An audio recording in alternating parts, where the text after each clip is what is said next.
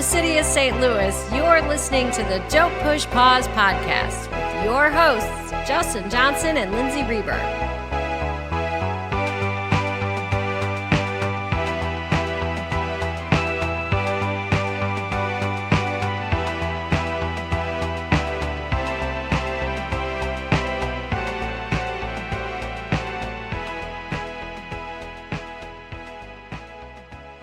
Welcome to the podcast. Welcome back.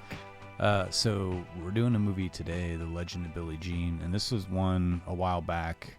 We had been thinking about doing this one, and so we posted on Instagram because me and you both had talked to multiple people, and they didn't know what movie we were talking about. So we took it to the Instagram and got a lot of responses of people who really loved this movie like we did. So not that has to be a decisive factor in whether or not we do a movie for the podcast, but it was like I wanted to know that there was enough people out there that would know the movie worthy of like doing an episode on it. Yeah, to me this movie was, I feel like I've seen this movie a billion times and I've known about it my whole life. And the day that I asked, I think it was like 13 people in just a couple minutes, and literally none of them had ever seen it or been not even I think I've heard of that.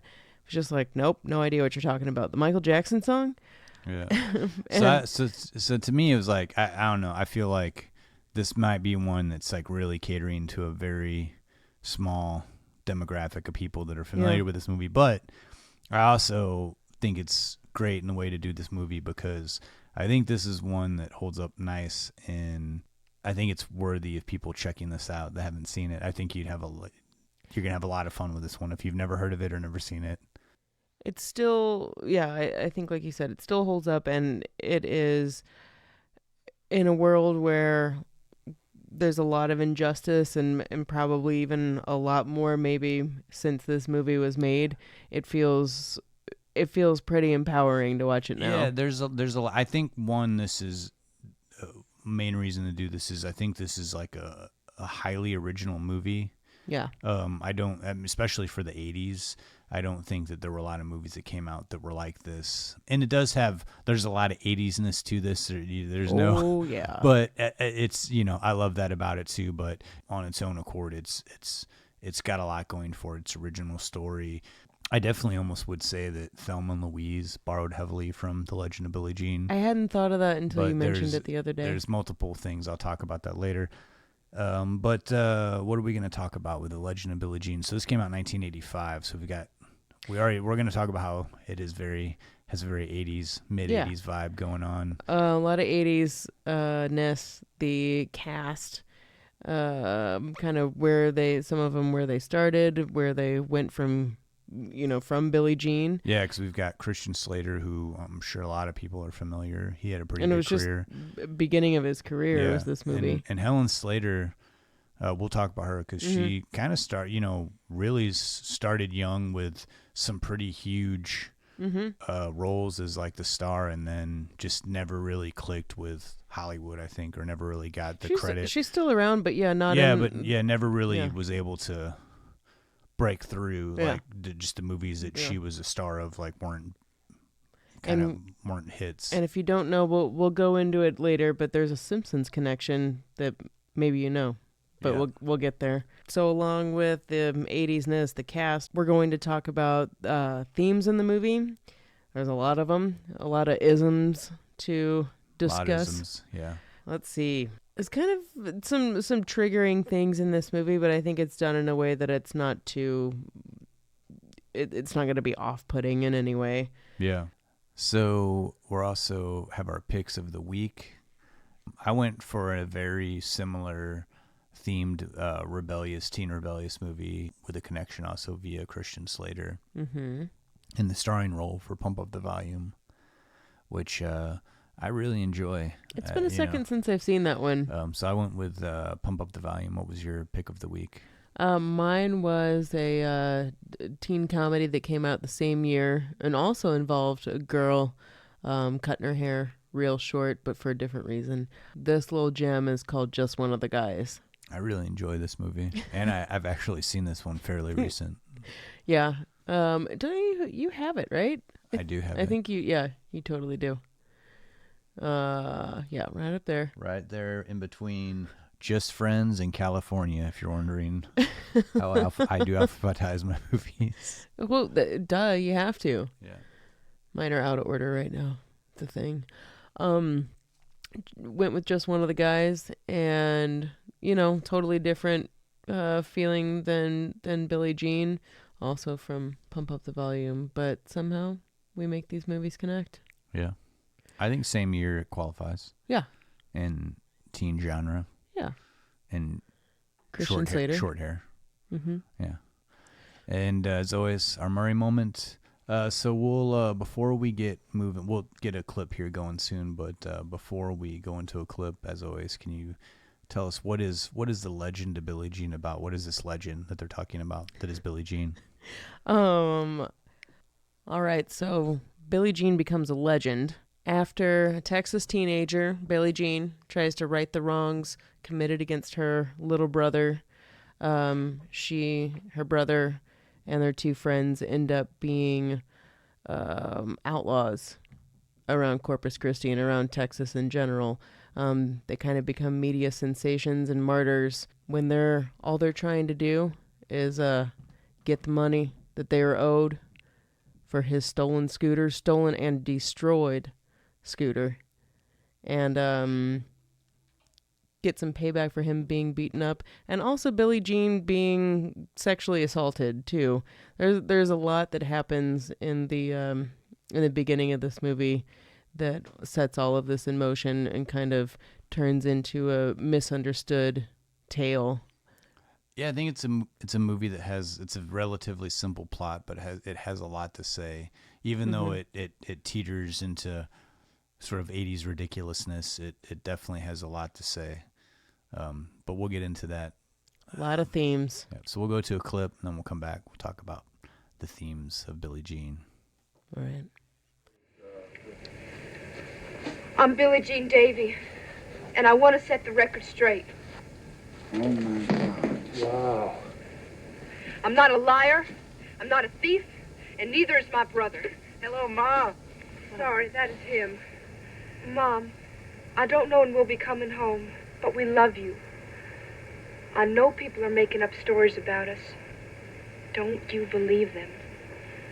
As for you, Mr. Pyatt, you are so sleazy. Yay! You think you can do anything you want and then lie about it, and we just have to take it, because what are we? Just a bunch of kids. Well, not this time. From now on, we're doing this our way. No lying, no cheating, fair is fair. All right. $608 for the scooter your son trashed. That's what you owe, and we're not turning ourselves in till we get it. Fair is fair. We didn't start this, we didn't mean it to happen, but we're not giving up till you pay. Fair is fair. Yeah! Starting off, a lot of themes and a lot of isms in The Legend of Billie Jean. Oh, yeah. Things that I don't necessarily think I would expect from kind of like an 80s movie that does have a lot of cheesiness to it. Mm-hmm. But again, like I said, does have a lot to say. So we've got classism. Sexism. Feminism. It has like a feminist voice, I believe. Would you say? Oh, yeah. Easily. And then definitely a lot of themes of, ethics and injustice, right and wrong. It's not really like a ism or a theme, but the whole idea of media sensationalism. Yeah.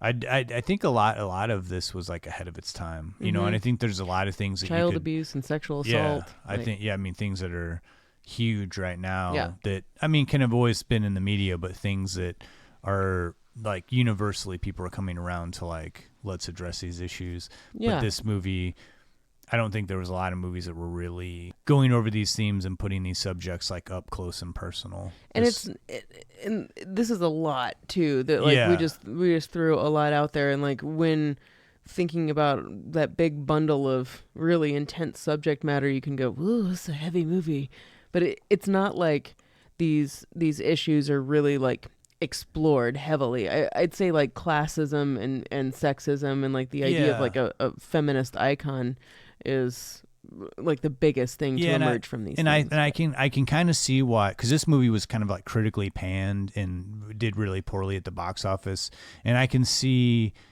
at the time where maybe there was like this idea that this movie is just like, I personally, I don't think it's heavy-handed, you know what I mean? But it does tackle a lot of issues, but it's all wrapped up in this sort of fantastical movie world where like all these things are very convenient and can happen very easily, and, you know, in like a movie universe, but you're also trying to deal with these real-life issues that people face, like you said, like child abuse, sexual assault. It doesn't make those a centerpiece. It addresses these issues, but at the same time functions as like a fun 80s teen rebellion movie.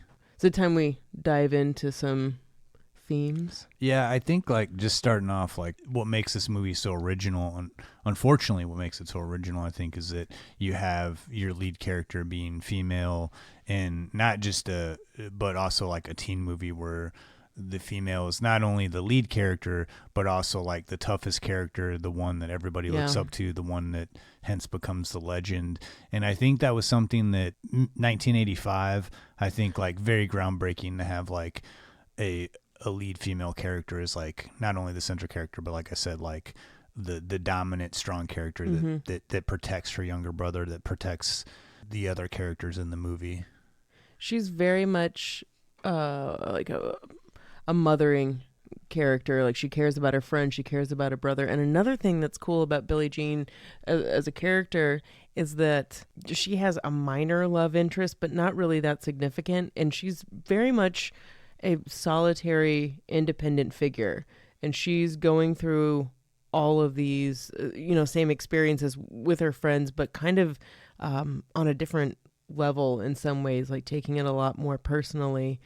And I mean, she has been sexually assaulted earlier in the film. That probably plays into it. But her character in general is just so dang strong. And yeah, for 85. Yeah, and I think, and too, like her love interest is a guy who helps out, but he doesn't like save the day. Like it's very evident. Like he doesn't have the idea that she should make that video. She sees that he has a video camera, and though he helps her out, it's her idea to make a video and to like do the video that essentially like is what gets her claim, gets her fame around Corpus Christi and like through the news outlets. And also too, like later on, it's her plan that everybody follows. It's her like ideals, her speech that everybody looks to, and fair is fair. Yeah, fair is fair. And I do like that they give a reference. I mean, I love when movies reference movies. Mm-hmm. In this one, I do love that there is the Joan of Arc reference where she gets the idea to cut her hair short, and this idea of like really going with your ethics and your standing up for what you think is right, even if what you're standing up for is smaller than what the possible consequence could be for standing up for something. That, in essence, I love that they come back to that and that they use that as like a reference point versus, having some conversation or them going into something like they use the movie references a movie. I always I think it's fun. I like that they come back to it. The idea of cutting her hair, like you said, comes from Joan of Arc. And in 85, I think like cutting your hair wasn't necessarily, it's not like girls didn't have short hair or anything, but it wasn't the most popular thing to do. And there's nothing that Billie Jean does in this movie that relies on her being a pretty girl, or like her cutting her hair is an act of rebellion. And everything that she's doing is kind of an act of rebellion and trying to right the injustices that she keeps coming across. Yeah, and I think, and also historically, and I think it's like having long blonde hair is like been the, especially when you're a beach babe. Yeah, that's like been the like general consensus of like what is like the perfect, beautiful like long blonde hair. And so I think especially in the 80s that even though people had short hair, like they were cutting away like what was like the mainstream, what was like considered the most beautiful. It's like bit after bit, like little things like that where I think this movie stands out. It's trying to, again, like I said, function as a fun coming of age story, but like sending little messages, like having little points and themes and ethics that drive the story in a good way that doesn't seem forced, but also like, you know, digs a little bit deeper. It's just not like a throwaway teen 80s flick. Not at all. I think you could infer that Billie Jean goes through some type of transformation in like who she is as a person, but we see from the get-go that she is a strong, maybe a tiny bit naive, like thinking the best of people. Like she thinks that she has a chance in reclaiming or in getting money for the scooter that this, you know, jerky surfer guy destroyed. And she thinks she can get it from his dad, but what happens? Like she doesn't get the money, and he tries to rape her in the attic of the store where she tries to make this happen. So there is a little bit of, you know, her being naive in the beginning, but she's the same character all throughout the movie. She becomes just a little bit more hardened, I would say. I think I like that they, you know, like classism is a very strong in this movie. Like they live in a trailer park. It's she gets very called trash. Yeah, it's very evident in the beginning that like people who have money like kind of look down on this section of Corpus Christi. The people live in a trailer. There's definitely like multiple references to like, well, rich people do this and rich people do that, and they eventually meet a rich kid and like see what his life is like. And I think it's a movie that shows like both perspectives of like, you know, class, and that's something I think that a lot of 80s movies did, you know. There's, you know, because it is something that I think you, as a teenager going to school, classism is something that like you are going to experience really quickly. Like if you don't, you know, I mean, like go to school and you can't afford the nice what's popular. Yeah, you know, you get singled out pretty quickly. This is a movie I think that really was, again, tackled an issue, but didn't make it like all about the movie's all about that. You know, it was able to address it in the beginning, kind of show where the characters are from, where they come from, but show that they have their own personal feelings, and it's just such a good balance. And I do think too, like even though some of the accents are a little rough in this movie, it's never, they don't ever go into like what I would say like hillbilly exploitive territory. No, I mean Helen Slater, who was Billie Jean, I think she's definitely even said that she could have done a little bit better of a Southern accent, but it works. Whatever, yeah, it works. It works. Yeah. One of my favorite, like I said, not themes, not an ism, but is the idea of media sensationalism that happens throughout this movie. And yes, Billie Jean uses this to her advantage. Nowadays, we're used to a giant media explosion of whatever like the hottest new thing is, and it's all over social media. No one has landlines, but like you get texts from people, just like whatever the big story is at the time. This is, we were kind of talking about this earlier, this word of mouth, basically. You see on the news, you hear on the radio, who is Billie Jean? She held up this store, you know, tried to kill this guy, did this and this, and because it becomes this legend, hence Legend of Billie Jean. She does take advantage of this and, you know, goes to the media and in essence says her story, says what happened, this is what needs to happen, and this is why I'm standing up for it. What you're hearing about me in the media is wrong. This is all that it's about, and we're not going to back down until this has all been set right. And then we see, too, how this goes into putting Billie Jean on T-shirts, making posters, selling her image, and at the end of the film, she's almost disgusted by what her image or that her image has been profited on by the guy who victimized her and the family that tore up the scooter. With this movie, like a lot of people, they're viewed as outlaws, and like I think this is a movie where the lead character like stands up and says, no, we're clearing our name. This isn't how it happened. And before the story gets out and like everybody thinks we're one thing and we're not, And I think the same thing it talks about with like sexual assault, like it addresses the issue of victim shaming and like believing what's true. You know, they don't get deep into it, but it is addressed, and she does confront her attacker. I think the sexual assault aspect of this movie, it's really like predominantly the whole movie is about getting the $608 for the repairs on the scooter, and like that's what their whole statement is on. That's what their mission is. And it isn't until the final scene where she confronts the dad of the kid that wrecked the scooter and sexually assaulted her, does it in public, and it's very validating because you spend the whole movie like knowing that happened, and she really never talks about it. I remember when I was younger not thinking about it, but the first few times I watched this as an adult, it's just like, oh, this is over, like you said, $608 for scooter repairs.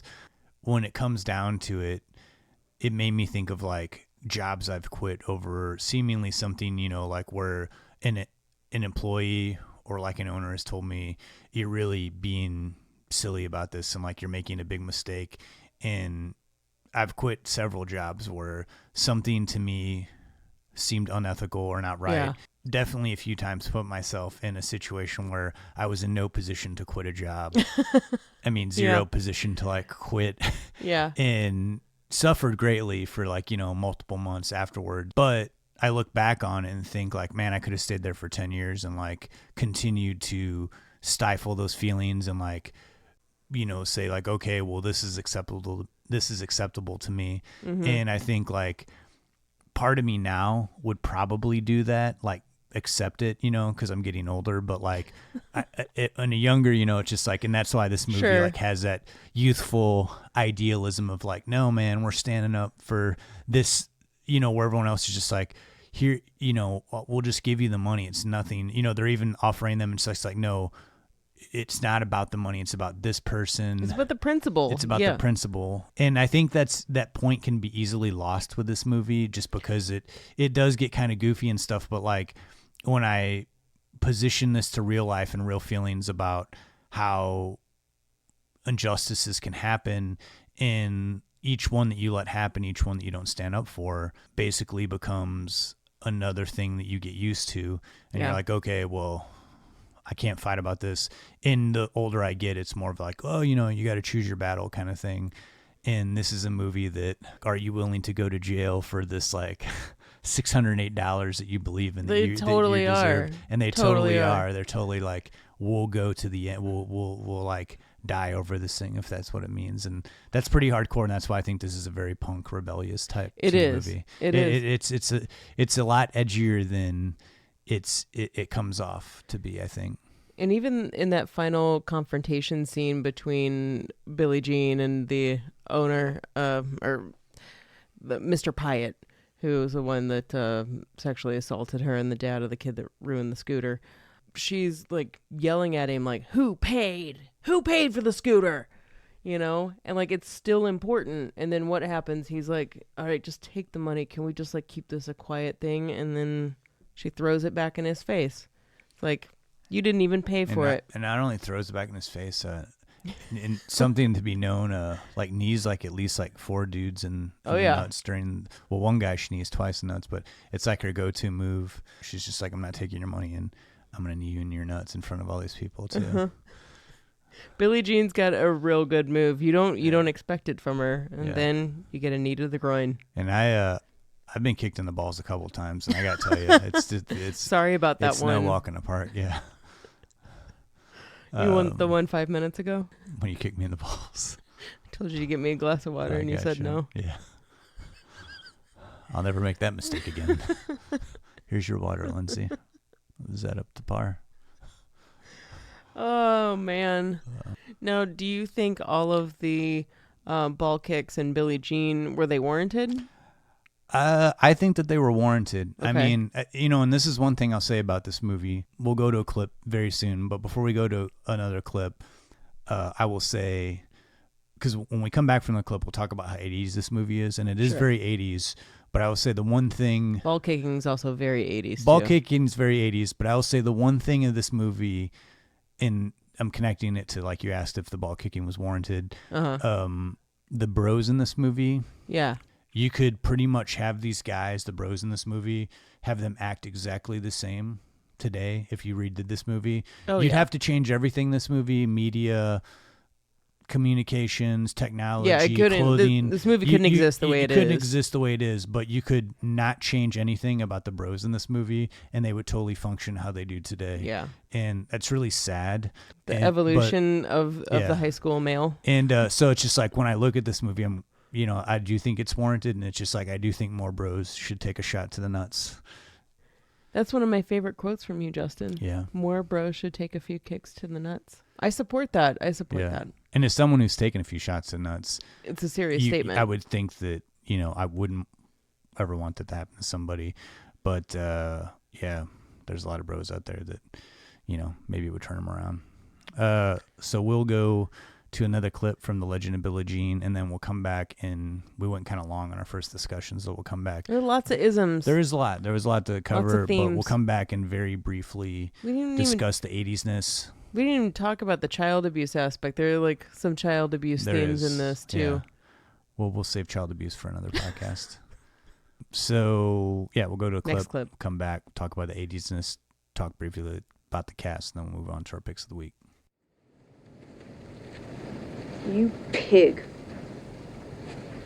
You don't even know what a pig you are. For my trouble, or to keep my mouth shut, or maybe for a few minutes in your room upstairs. How much is that worth to you, Mr. Pyatt? Tell us. Everyone's listening. Nobody forced you up there. You knew damn well what you were doing. What about our lessons? Pay as you go, earn as you learn. What were you going to teach me, Mr. Pyatt? You lying piece of trash. You said I was gonna love it. Love being touched by a man like you. I'm sick and tired of your mouth, you little slut. It's over. We're finished. It's over.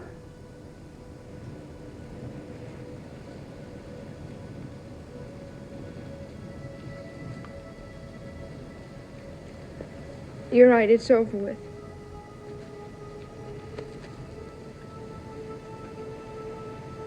I can learn to live with it.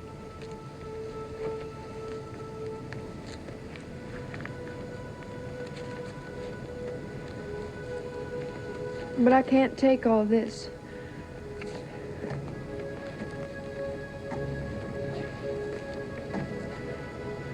Here's your change.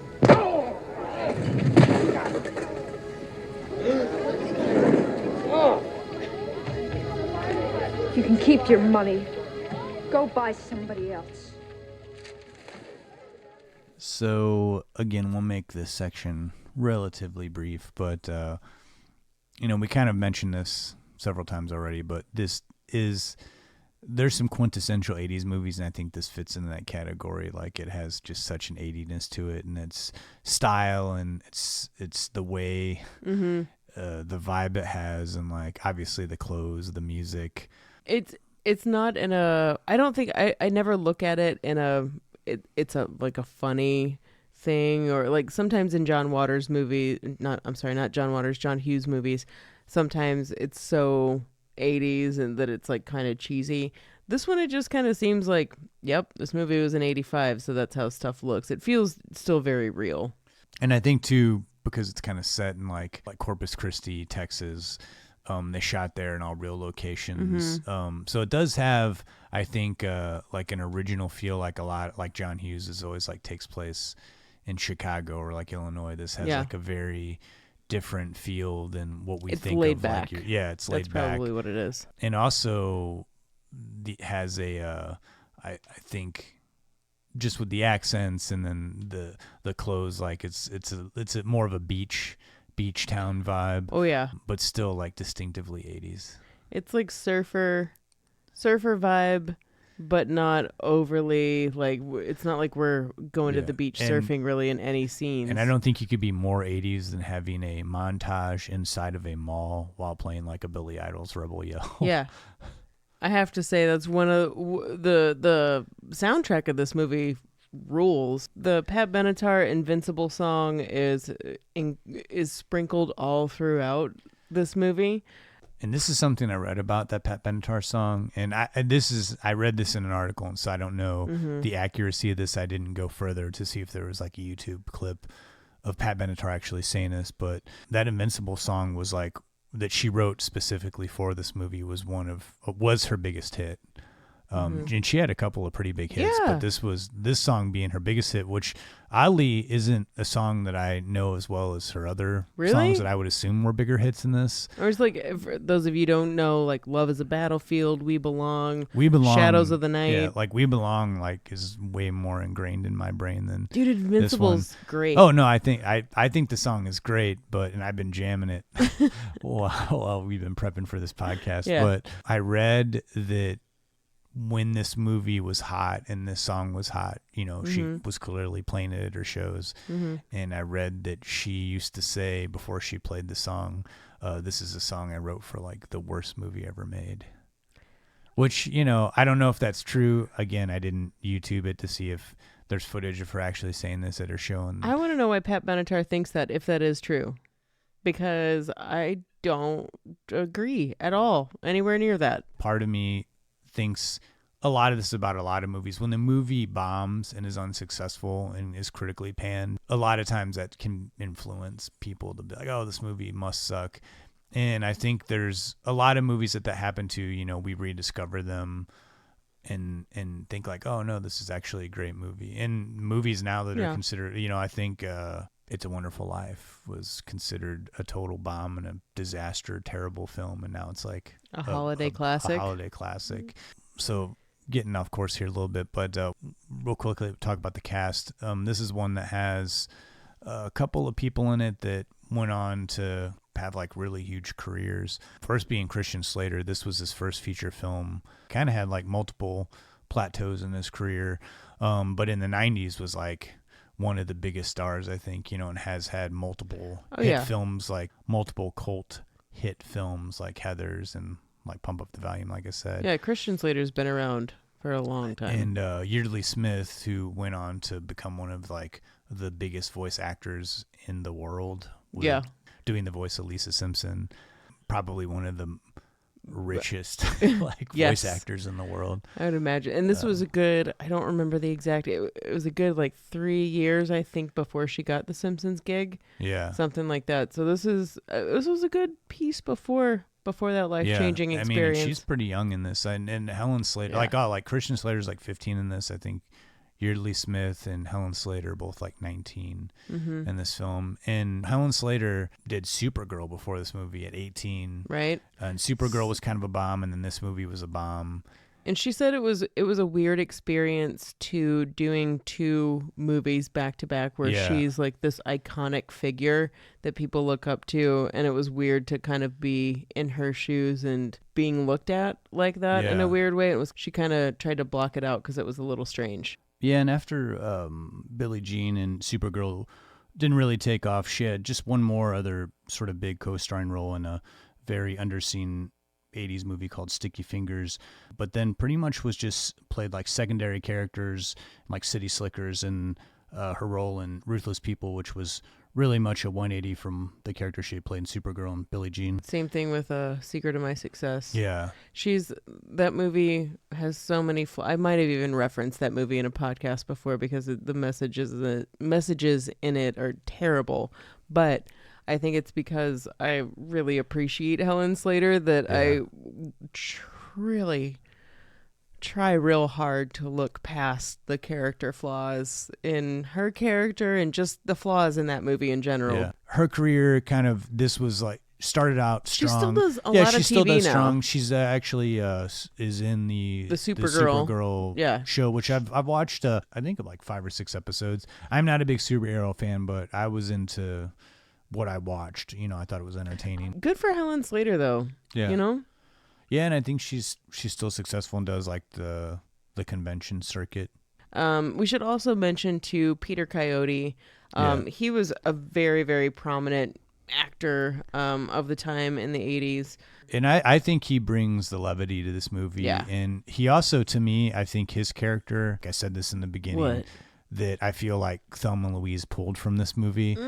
And I think the Peter Coyote character, if you know Thelma and Louise, like, watch this movie and watch Thelma and Louise and tell me that the Harvey Keitel character, beat for beat, isn't similar to how Peter Coyote's character treats the situation and treats, he wants the kids to be safe and he believes in them the same way Harvey Keitel believes in them. And even though when everyone else is wanting to like take it more serious, he believes like they're not violent. You know, he defends the lead character. And I don't know. And the thing is like Thelma and Louise was like a breakout movie. That was one that like was really applauded for its originality and the fact that it had 2 female lead characters. And that's why like it's been said that like Billie Jean, Legend of Billie Jean hasn't got its due. You know, it's been a second since I've seen Thelma and Louise. I think I would still go with The Legend of Billie Jean over that as a strong, independent female character, because I think Billie Jean, it was only the strengthening of her already existing strong character of a person. And not to say that Thelma and Louise weren't like that. They totally were, but there was a lot of like kind of being manipulated by men a little bit. A movie like Thelma and Louise comes out of a movie that came out like 6 years later. 6 years later, Thelma and Louise came out. This was a precursor to Thelma and Louise. I totally believe you. I hadn't thought of that, and I believe that. And if you're looking for a great double feature night, watch Legend of Billie Jean and Thelma and Louise. So let's move on to our picks of the week. All right. That sounds good. I want to hear about Pump Up the Volume. I'll tell you about Pump Up the Volume. Yeah. All right. So Pump Up the Volume came out in 1990. Though considered kind of like a cult hit, and though it wasn't, I think, hugely popular when it came out, it still had a pretty good sized fan base and was one of the first, I think, followed by Heathers, one of the first big hits for Christian Slater, like of, I think, people like being attracted to his persona, and like his, like what he brought as an actor, like his thing that he does, kind of like how Nicolas Cage has his thing. I think Christian Slater, though I think it's kind of like his take on Jack Nicholson, which he's which he's admitted to in interviews, like that's his idol. Kind of channels him in both, I think, Pump Up the Volume and Heathers. But Pump Up the Volume is very much like Legend of Billie Jean. It's a rebellious teen who he moves to Colorado. He's from the East Coast, moves to Colorado, and starts a pirate radio station. And he's a very shy teenager, but he has this alter ego when he's on his radio station, which is a Happy Harry Hard-On. And he plays, interesting music that people in the suburban Colorado town that he moved to doesn't know.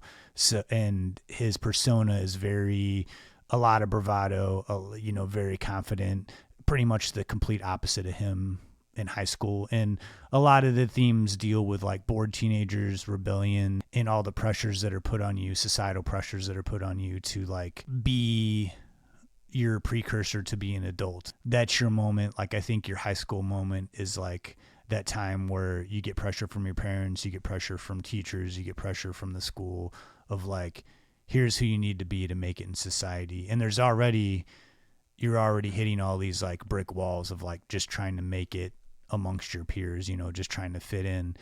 And there's a lot that the movie's trying to say. There also is a love interest between Samantha Mathis and one of her early starring roles. And she is attracted to his character. But she is also has an alter ego where she's, lets her emotions, she's a really good writer. And so she's writing him letters. And so they join up, and eventually the school and the entire town is wanting to find out who he is. They get the FBI involved because there's a teen who committed suicide who called onto the show saying that he was going to kill himself.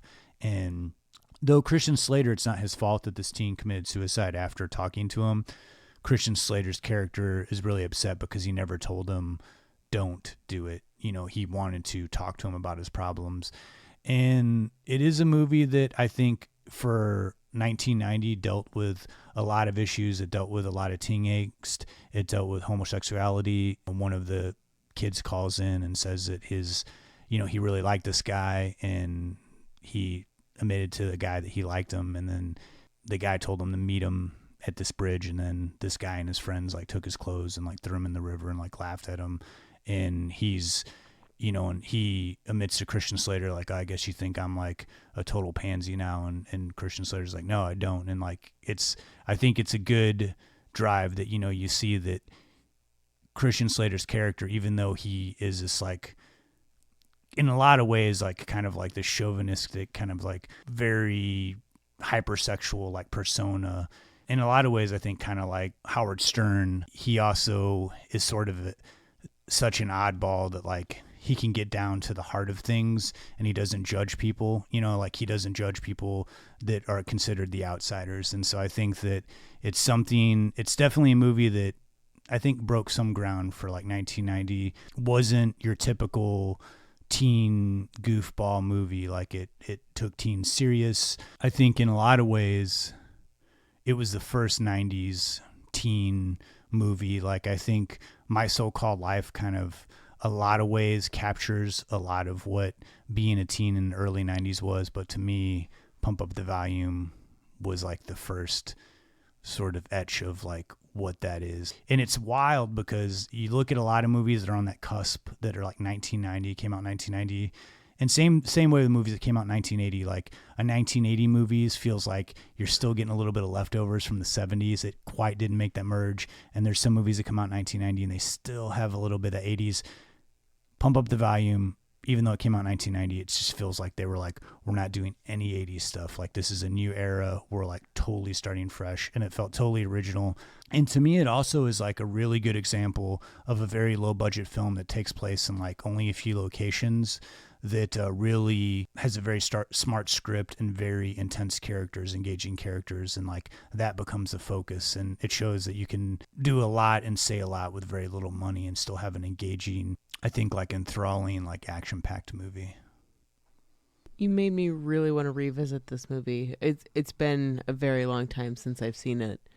And as you're talking about it, I'm remembering like little nuggets, but yeah, you're gonna have to let me borrow this one. I've got the VHS right over there. You can take it with you. And the movie's fairly readily, it is. It's you not can like get on the Netflix or anything. It's not on like Netflix, but you can get the DVD for like super cheap on at eBay. Like I got I found the VHS at a Goodwill for like 25 cents, and I've seen it at multiple Goodwills. And a fun fact, which I'm sure you probably know this, but for our listeners, if you don't know, the original role, because we've talked about River Phoenix a lot on this podcast, the original role for Interview with the Vampire was supposed to go to River Phoenix, who Christian Slater was really good friends with. And since he got the role, he felt bad about taking the money, so he donated his entire salary from Interview with the Vampire to River Phoenix's favorite charities. Whoa, I didn't know that. Was pretty noble. I mean, granted, the guy was already rich at that point, but no, that's really cool, noble though. Thing to do. Real ethical, nice thing to do. That's really cool. Oh, I love that fun fact. All right, so you did a movie that I have seen recently. It's one of your few picks of the weeks that I've like. Why'd you watch that movie recently? It's a random one. It is kind of random, I guess, but I don't know. Like it was one that I've always like enjoyed this movie, and I think it's one that I'd watched specifically for the reasoning of, does this movie hold up? Because I remember liking it a lot when I was a kid, and it was another movie that like played all the time on like Sunday afternoon, Saturday afternoon.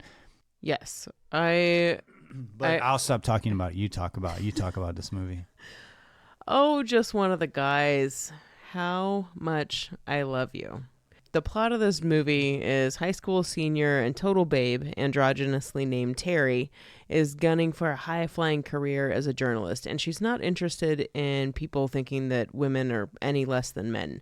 So when she's passed over for a giant real-world writing opportunity and loses to two male writers who she feels are inferior, what does she decide to do? Well, naturally, she cuts off her hair, almost as short as Billie Jean's, and enrolls in a totally different high school as a man, also named Terry, in a plan to resubmit the article as if a man wrote it. Okay, maybe this movie was problematic when it was released in 85. I don't know. I haven't found anything on that. I'm sure this movie is much more problematic by today's standards, or just maybe there are just more sensitivities to some things in this movie now. But I think the overall message of the film is about gender equality. But like a lot of films in the 80s, sometimes the well-meaning message, like gender equality, gets thrown aside for a more conventional story about a romantic relationship. And while Just One of the Guys does reinforce a lot of gender stereotypes, which is totally done for comedic effect, I feel like the message in the end is more about Terry finding a deeper version of herself and also how she wants to be treated as a girlfriend, i.e. she dumps her terrible college frat guy boyfriend for the sweet, honest guy she befriends as the male version of Terry. So no amount of eye rolling that you could ever muster up while watching this movie will ever come close to the number of times that Terry rolls her eyes at a sexist or chauvinistic comment or situation. It's funny, though, that most of the women in this film aren't your stereotypical 80s high school ladies who live for their boyfriend or get bullied around. Actually, most of them talk back versus taking the abuse, which isn't a nice change for the time period. I feel like sexist comments are sprinkled all throughout the movie, but it's done for two reasons, maybe even more than that, but two reasons. One, this is just kind of how people spoke then. And two, this movie really does try to drive home the message of gender equality, especially by showing that the only people who are saying these comments are the chauvinistic, oversexed males that are looking at women as sex objects or, quote, putting them in their place. Now, when I saw this movie as a youngster in middle school, high school, even as an adult, all these different times in my life, it's always affected me. Maybe not like on a super deep level, but it's affected me. I was never confused about my gender. I'm still not. But Just One of the Guys did reinforce that I felt like I was a tomboy and I was attracted to women. While I identified with Terry on the superficial aspects of her male alter ego, just being like dress or whatever, just nothing that deep. Because kind of Terry as a dude, like I'm not really into Terry as a dude or her performance as a dude, but some aspects I got. But the big Yentl-esque reveal scene at the end of the movie really has always reinforced my gayness within, especially when I was at a younger age. And I definitely don't think I'm alone in this. Any young queerish girl that saw this felt weird right around that time. And any young dude, anyone that was attracted to women felt weird at that Yentl type boob flashing scene at the end of the movie. I just love that you used a Yentl-esque. I mean, it basically. Yentl came out like 2 years before, and there's not a lot of, but there are a few parallels between Just One of the Guys and Yentl. There's a part of me that's kind of not okay with the whole boob flashing moment at the end of the movie, as if a woman like has to, show her breasts, to prove that she's actually a woman. But it is what it is. It's 1985 and it's really not that deep of a high school comedy. It's really just done for comedic purposes and shock value. And probably someone was like, we need boobs in this movie, okay? I think she made a much more convincing guy than most movies where they've tried to make a convincing girl. Convincing as a dude. And even like the later movies that have happened, she's, I would say, hands down like the most convincing dude. Now, okay, so kind of going into this gender swapping genre, this movie, as we said, is not by itself. I've talked about Tootsie before. There's Dr. Jekyll and Ms. Hyde, Switch, Ladybugs, Mrs. Doubtfire, White Chicks. Dude, Mrs. Doubtfire, don't even get me started, but I don't want to get started on Mrs. Doubtfire. That movie's dreadful. Gender swapping. I know. Yeah. White Chicks, which is whatever. I still laugh just because. White Chicks is a movie that has to be seen to believed. I mean, it is. It's. I watched that at like 1 a.m. on Netflix. White Chicks is like a friggin' horror movie to me because it freaks me out. It's unbelievable. I mean, it's absolutely unbelievable. It is. White Chicks. Oh, sorry, I can't think too much about it. If you haven't seen it, I just like you should just, when this is over, track it down and just do yourself a favor. I mean, it's incredible. Could not bring up White Chicks. It's incredible. I'm glad you brought it up because I forgot that existed. Now, like, Sorry. No. You derailed me with white chicks. No. I just like it is part of this like gender swapping genre. Like there's even I think that movie's so insane. I know it is. I'm sorry. So Okay. many levels. I'm white trying chicks to dial is back. insane. It's just We got to find a way to talk about white chicks. good Lord. on I a think we deep just level. found a way. Thank you for that. Oh man, I feel like a lot of. Not to divert from white chicks, I don't think that it gets a proper shout out for a gender swapping movie because it is. But I think the one that a lot of people, especially people under the age, like 30 and under, people always go to that soccer movie, which She's the Man, which is Ladybugs, which I already mentioned before, soccer gender swapping. But people always go to She's the Man. There's also Some Like It Hot. This movie from the 80s called Something Special, which isn't really gender swapping. She just kind of like grows a penis overnight. And of course, the Bosom Buddies show. Bosom Buddies. And if you remember from 93, Just One of the Girls, starring Corey Haim and Whoa. Nicole Eggert. They did like a bunch of movies together. I haven't seen that one. It's not great, Yeah. but R.I.P. Corey Haim. I'm going to take your word on that. But what I'm getting at, the list goes on for gender swapping movies, and this is just gender swapping. There are countless body swapping movies. I can't even begin to start with the gender swapping or the body swapping comedies out there.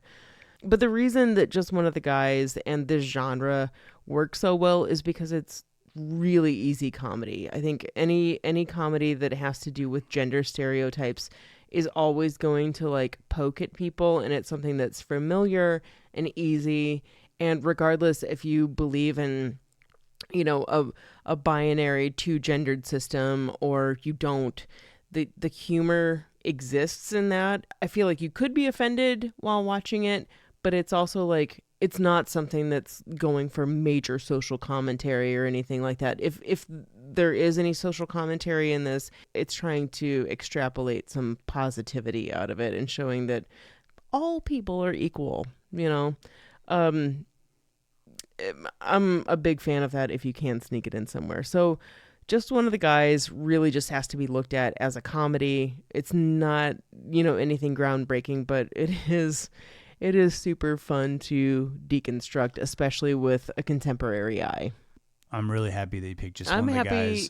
Because I think it's a movie just like Billie Jean is undermentioned, and it's a movie that I hope that if either one of these movies is introduced, and same with Pump Up the Volume. I don't know that it's a wildly known movie. If one person who is listening to this is introduced to one of these three films from this episode, I will be a happy person. So thank you for giving a little attention to Just One of the Guys. And Pump Up the Volume, I can't wait to revisit that. I really am going to borrow that VHS from you. You're more than welcome to it. So those are your picks of the week, Pump Up the Volume and Just One of the Guys. And we're going kind of long here again, so we'll move on. This is your Murray moment.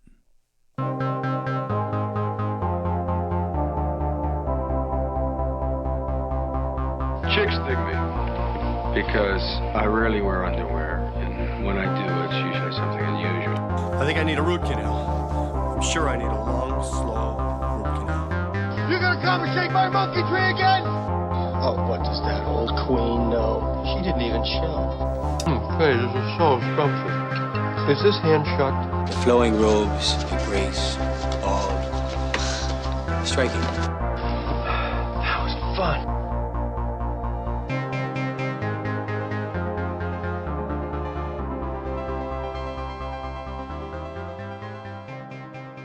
In 1985, after Billy did the insanely well-known Couldn't Escape It Ghostbusters, his dramatic turn in The Razor's Edge, and the never released to the public Nothing Lasts Forever, Billy decided to take a break from acting.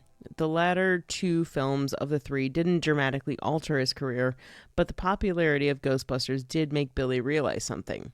He figured that Ghostbusters may very well be the biggest film he'd ever make, and with that level of fame he'd just been catapulted to, Billy felt that staying in the United States could be destructive to himself and possibly even his career. So now, what's he going to decide to do? Well, He figured that if he and his family just disappeared to another country for a little while, specifically France, he'd be able to hold on to what was true about himself and what he cared about most. Now, there isn't a ton of information out there about the ins and outs of Billie's life while living in Paris.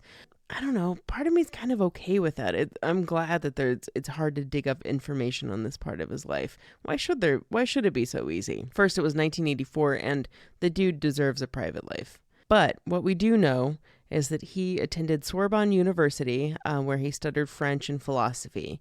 It seemed like Billie really internalized many of the philosophical teachings that he learned there, and in a sense became a little more awakened than he once was. I think that there are enough examples out there of Billie's realness, especially after emerging from the liquor and smoke-laden 70s and early 80s, and definitely later in his career. It's been said that after leaving France, if Billie came across someone who was an elitist, maybe a little too self-involved, or even nefarious or dishonest in some way, he would make it a point to address it straight on with that person. He got really good at calling people out when he thought someone didn't have their heart or their head in the right spot. And there are kind of multiple instances where people that knew him or just were around him frequently, they can attest to that. I found one story out there in the internet abyss of a classmate of his at Sorbonne. She didn't recall much other than Billie kept mostly to himself and was quiet, polite, and humble, never really letting on that he was a big-name actor in the U.S. I think he said that he had done a movie, but didn't really let on who he was. Now, that's not to say that he wasn't interested in interacting with people or was standoffish. Billie was known to walk around with these little chocolates in his pocket, which he thought were great conversation starters. Maybe this was just to practice his French, maybe just fodder for better understanding humans. Who knows? Aside from furthering his education while in Paris, Billie took in a lot of films. Anything from silent films to documentaries. Sometimes they weren't even in French, and he'd really have no idea what was being said, but he'd be so affected by the visuals or performances, even without understanding the actual words. That's a pretty cool experience, I could imagine. Maybe another pretty big life change that happened during this time in Paris was the birth of his son, Luc Francois, by way of his partner, his first wife of 15 years, Margaret Kelly. Now, I legit love learning about Billie's life, and it makes me kind of smirk a little that this period, there just isn't much out there, whether it's by way of biographies on him or interviews or what have you. For this reason, a lot of people refer to this period of his life as the lost years, but it seems to me like Billie wasn't lost. He was just trying to stay grounded and maybe even reach a deeper level of his life. He realized he had a lot of money all of a sudden, a family, and he didn't want to chance any of that being corrupted by fame. Or at least that's my assessment. I mean, I don't really know. You're going to have to wait until the day that Billie and I interview each other to find out that for sure. But this time in Paris really seemed like kind of a special period for Billie. So good forward thinking, dude. That was a good one. I didn't know that he spent time in Paris. He just kind of disappeared for a second. What was the year again for that period? It was 85. I thought he was there for longer, but I was reading this book that said he was only there for 6 months.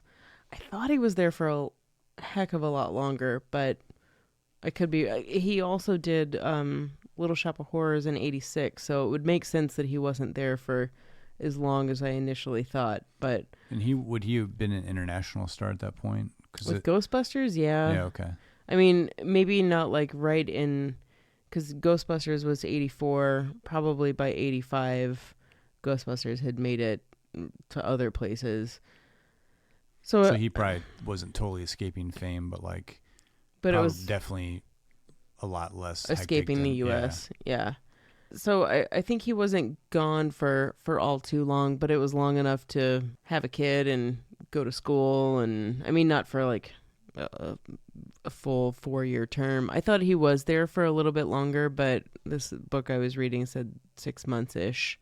So it's a good deal of time though when you're a busy actor. Trying to stay relevant. When you piece out, basically, I mean, think about there's so many big movies that the marketing or just shopping the movie around take up so much time. It's not just like a month or two. It's like a whole year sometimes. Even if it's like an album for a band, you're shopping that around for a good long time. Same thing sometimes for a movie. Yeah. I'm not sure what that climate was really like in '84, if it was necessarily the same like what it is now. But he decided to peace out for a little while. Sounds like it was a good idea. Yeah.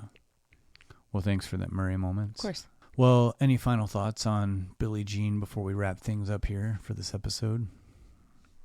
Man, well, we talked about... I feel like we covered most of our bases. We talked about Pat Benatar and the Billy Idol song. I really wonder... I guess my final thought is... Okay, maybe it is just, this movie didn't do well at the box office, but gosh darn it, I don't know how this movie is missed so much. I don't know why more people don't know about it, and it's upsetting in some ways. I mean, it doesn't keep me awake at night, but there are some friends that, mutual friends that we have that are like, yeah, of course I know Billie Jean. But it's so crazy to me when I meet someone that's like, you're speaking another language. I've never heard of that movie or seen that actress or anything.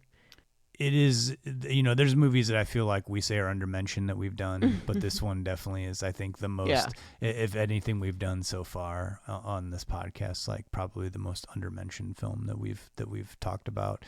And so I hope this is one that, hit us up if you haven't heard of this and you decided to give it a go. Hit us up on social media. Yeah, I even let us know what you think. I even have a tiny painting from VHS Girl.